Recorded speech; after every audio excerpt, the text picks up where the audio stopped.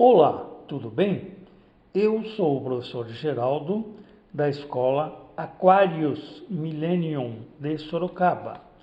Nesta videoaula, você aprenderá como fazer uma caneta de polaridade muito versátil e de baixo custo. Esta caneta funciona em corrente contínua de 6 volts até 24. Isto significa que você poderá usá-la para consertos em moto, carro e caminhões. Esta caneta tem um circuito de proteção contra a inversão de polaridade, para que você não precise se preocupar com as polaridades. Ou seja, qualquer fio de alimentação podem ser ligados em qualquer polo, no positivo ou no negativo, e pode ser invertido e a caneta continuará a funcionar normalmente. Nesta imagem, nós temos a caneta alimentada com 6 volts. Ao tocarmos na garra jacaré positiva, acende o LED vermelho, confirmando existir uma tensão positiva nesse terminal em pauta. Agora mudamos a ponta de teste da caneta para o polo negativo e o LED verde acende. Subimos a tensão da fonte para 26 volts,9 apenas para demonstrarmos o outro extremo de trabalho da caneta, porque o extremo anterior era de 6 volts, agora nós estamos com 26,9. Observe uma coisa, que a tensão máxima que vocês podem aplicar na caneta, que ela suporta, é de 35 volts. Nesta imagem, nós temos o LED verde aceso, o que indica uma tensão negativa na ponta de teste, e a voltagem é de 27 volts. Percebam que o voltímetro indica uma leitura negativa, é porque invertemos as polaridades da fonte, e agora o positivo da fonte está no terminal preto. E é isso que a caneta está indicando, LED vermelho aceso.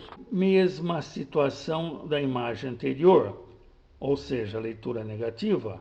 O negativo da fonte está no terminal vermelho. O LED verde está aceso. Conclusão: podemos inverter a alimentação da caneta sem nada alterar, pois ela continuará a funcionar normalmente. Vamos iniciar a montagem?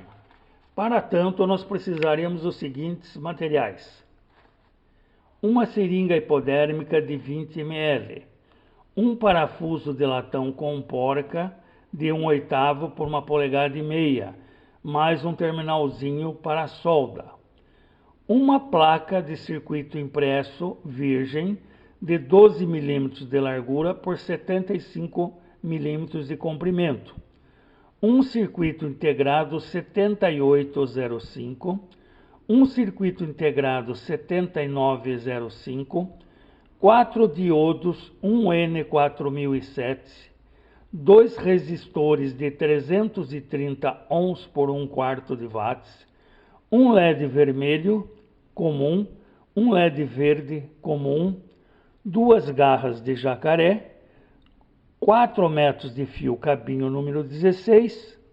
Iniciamos cortando a placa de circuito impressa virgem com 12 milímetros de largura por 7,5 centímetros de comprimento, ou seja, 75 milímetros.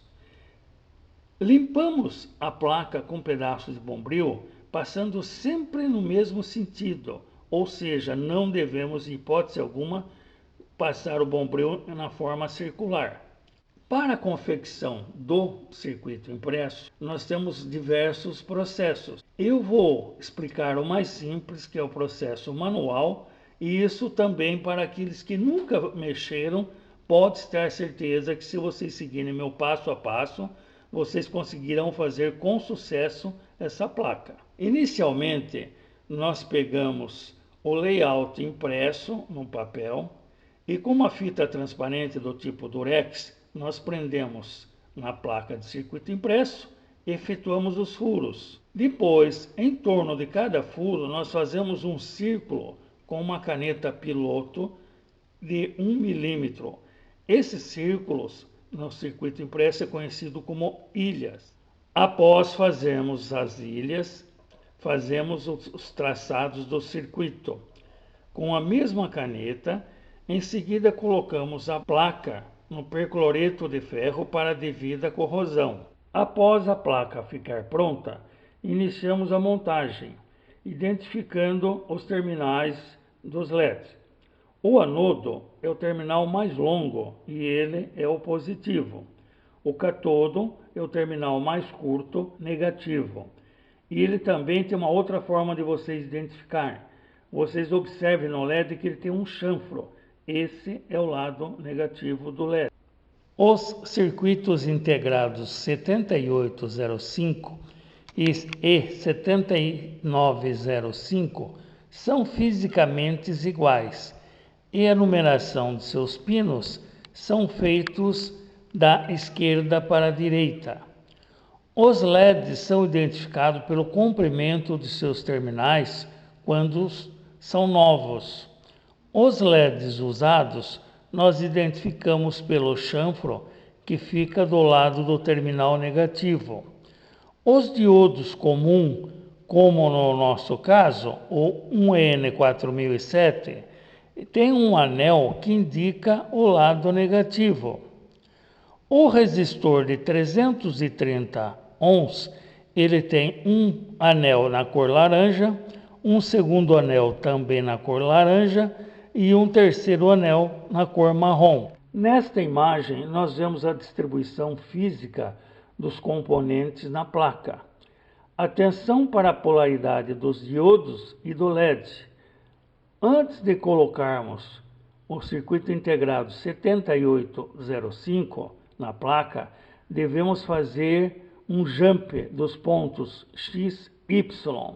Uma vez colocados os componentes na placa, deixamos os LEDs com mais ou menos 5 milímetros acima da placa.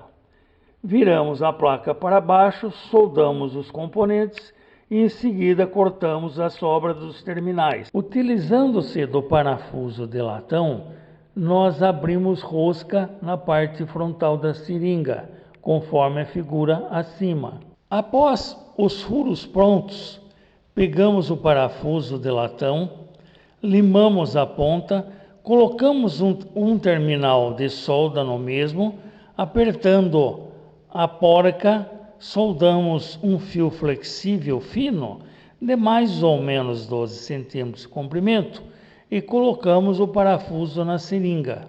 Observem nesta imagem que os fios cinza foram presos com a ponteira de borracha preta que foi retirada do êmbolo.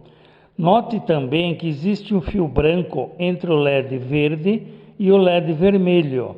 Esse fio está ligando o catodo do LED verde com o anodo do LED vermelho. Nesse ponto do LED vermelho, nós ligamos o outro fio branco que vem do parafuso, que é a ponta de teste.